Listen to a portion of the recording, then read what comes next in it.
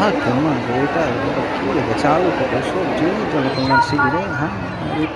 এটা জলকল্যাণ শিবির না মেলা বসেছে কিন্তু বোঝাই যায় না ওরে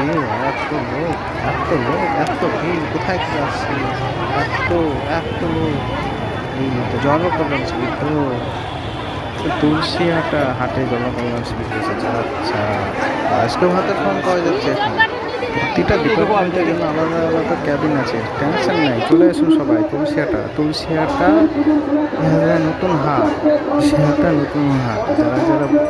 এই সুবিধা নিতে চান তাড়াতাড়ি চলে আসুন তুলসী হাটটা নতুন হাট এই নতুন হাট এই হাটটি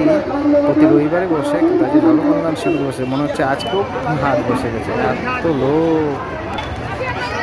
আবার হেলথের সুব্যবস্থা আছে আর এই তো দিদিমণি ডাক্তাররা বসে আছে দেখলাম আমি একটা ইঞ্জেকশন নেবো নাকি এত একদম মাটিতেই বসে গেছে সরকারি সুবিধা ভাই ছাড়লে হবে না